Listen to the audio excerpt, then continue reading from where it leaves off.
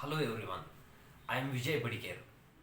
March ಮತ್ತು April ಭಾರತದಲ್ಲಿ financial ಇಯರ್ನ ಕೊನೆಯ ತಿಂಗಳುಗಳು. ಈ ತಿಂಗಳುಗಳು ಬಂದರೆ ಸಾಕು, we will hunt for the best tax saving options. Tax planning is the major part of every financial planning.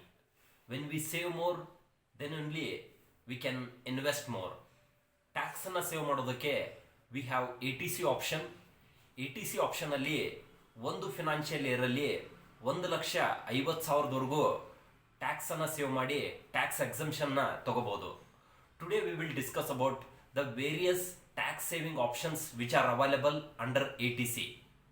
The first option is tax saving FDs. The tax saving FDs which are available in every bank. So these FDs will have a lock-in period of 5 years and interest rate will be varies from 6 to 7%.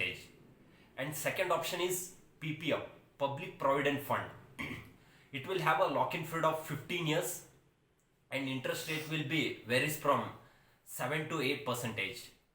And third option is EPF, Employee Provident Fund. This is only for a salaried employee. The fourth option is NPS, National Pension Scheme. This scheme is launched by Government of India in the year of 2004. Previously, it was only available for government employee. Now, it's available for everyone. Here, interest rate will varies from 10 to 12%. The fifth option is ELS scheme, Equity Linked Saving Scheme. So, mutual fund ಅಲ್ಲಿ tax ಅನ್ನು save ಮಾಡೋದಕ್ಕೆ we have ELSS mutual fund. These are the most favorite tax saving mutual fund schemes. So ಈ mutual fund schemes ನ ವಿಶೇಷತೆ ಏನಂದ್ರೆ, so which will have a less lock in period. ಕೇವಲ 3 ವರ್ಷ ಮಾತ್ರ ಲಾಕ್ ಇನ್ ಪೀರಿಯಡ್ ಅನ್ನ ಹೊಂದಿರುತ್ತೆ. ನಿಮ್ಗೆ ಇಲ್ಲಿ 2 ಬೆನಿಫಿಟ್ ಸಿಗುತ್ತೆ. ಒಂದು ಟ್ಯಾಕ್ಸ್ ಅನ್ನು ಸೇವ್ ಮಾಡ್ದಂಗೆ ಆಗತ್ತೆ, ಅದ್ರ ಜೊತೆಗೆ ಲಾಂಗ್ ಟರ್ಮ್ ಅಲ್ಲಿ ನಿಮಗೊಂದು ಒಳ್ಳೆ ವೆಲ್ತ್ನು ಕ್ರಿಯೇಟ್ ಆಗತ್ತೆ.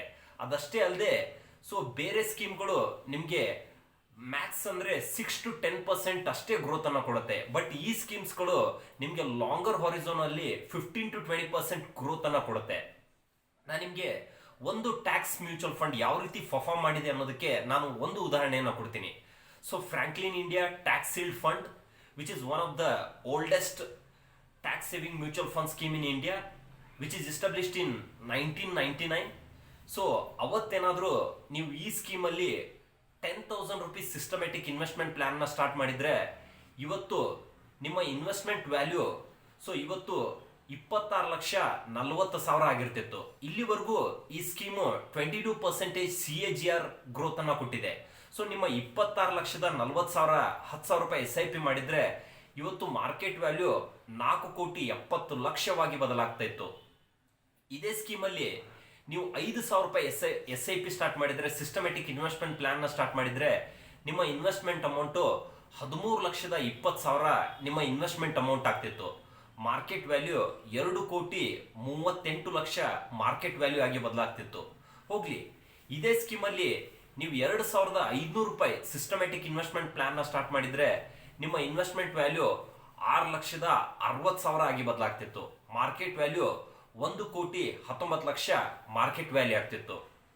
ಸೊ ಸುಮಾರು ಜನ ಬಡತನದಲ್ಲೇ ಹುಡ್ತಾರೆ, ಬಡತನದಲ್ಲೇ ಸಾಯ್ತಾರೆ. ಸೊ ಅದರ ಬದಲಿ ನೀವು ಈ ರೀತಿ ಮ್ಯೂಚುವಲ್ ಫಂಡ್ ಅಲ್ಲಿ ಇನ್ವೆಸ್ಟ್ಮೆಂಟ್ ಮಾಡಿದ್ದೆ ಆದ್ರೆ, ನೀವು ಲಾಂಗ್ ಟರ್ಮ್ ಅಲ್ಲಿ you can become rich. So ನೀವು ಟ್ಯಾಕ್ಸ್ ಅನ್ನ ಸೇವ್ ಮಾಡೋದಕ್ಕೋಸ್ಕರ ಎಲ್ಲಾದ್ರೂ ಒಂದು ಕಡೆ ಇನ್ವೆಸ್ಟ್ಮೆಂಟ್ ಮಾಡಲೇಬೇಕು, ಸೇವಿಂಗ್ಸ್ ಅನ್ನ ಮಾಡಲೇಬೇಕು. ಆ ಸೇವಿಂಗ್ಸ್ ಮತ್ತು ಇನ್ವೆಸ್ಟ್ಮೆಂಟ್ ಅನ್ನ ನೀವು mutual fund tax saving schemes ಗಳಲ್ಲಿ ಮಾಡಿದ್ದೆ ಆದ್ರೆ, ಲಾಂಗ್ ಟರ್ಮ್ ಅಲ್ಲಿ ಯು ಕ್ಯಾನ್ ಬಿಕಮ್ ರಿಚ್. ನಿಮಗೆ ಮ್ಯೂಚುವಲ್ ಫಂಡ್ ಬಗ್ಗೆ ಯಾವುದೇ ಮಾಹಿತಿ ಬೇಕಂದ್ರೂ you can contact my personal mobile number 9964422519. Thank you.